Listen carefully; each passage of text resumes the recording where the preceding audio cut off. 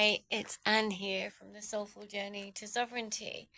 Um, I don't know what the lighting is like right now because the sun is shining in the background and there may be a bit of shade around here, but that's okay. I want to read another little snippet from my book, The Magic of You Loving You. This is a gorgeous little treasure of a book, which is all about self-love.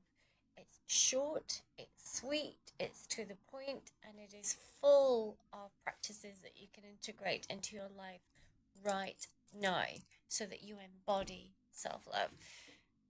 So, yeah, I'm going to crack on. So, I'm going to read you some of chapter 10, and it's the sacred vessel, honoring and nourishing your body. To keep the body in good health is a duty, and this is a quote that I took from Buddha. And these are now my words after that gorgeous quote from Buddha. The way in which we take care of our bodies has a powerful effect on our thoughts, emotions, and how we feel about ourselves. When we see our bodies as a magical temple of life, it becomes an honor to love and care for it. It is filled with beautiful, pure, positive energy and deserves healthy exercise, good nutrition, love, and rest. Exercise is not only about having, that's the train going by. I'll continue.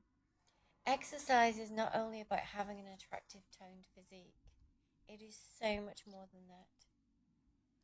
The effects of a regular routine can actually put us in a higher vibration, and when we are in a higher vibration, we think more positive thoughts, have greater focus and clarity, and inevitably feel good and alive.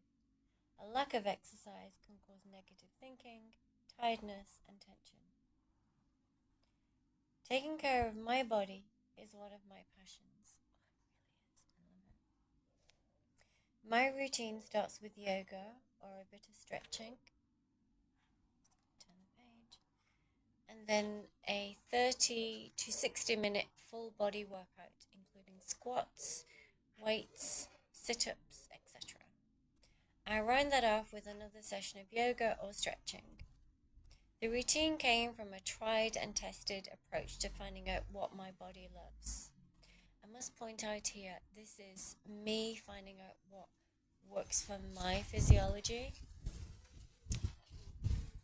It's really important for you to find out what works for you, right? So you don't have to follow what I do. This works for me. You find out what works for you and go with that. Some days I would just do yoga, but my body felt like it needed extra exertion. If I just did strength exercises, I would be running on too much adrenaline and I would find it challenging to relax or focus. Mixing the two together beautifully balances my energy into a state I like to call my sweet spot. This is when I feel alive, vibrant, and centered, with a calm, peaceful mind. I also do regular short bursts of stretching throughout the day to keep my energy flowing. There was a time when I would exercise purely for aesthetic reasons, but as I studied myself on a deeper level, I began to change my perspective to one that is predominantly about enjoying the flow of my energy throughout my body and fully connecting with its divine design. Of course, I still love being in shape. For us to feel the full benefits of physical vitality, we can learn to listen to its needs. It's like learning to listen to the body's needs, your body's needs. From this point of awareness, you can integrate an exercise routine that meets those needs. Play around with some different physical practices and see which ones hit the sweet spot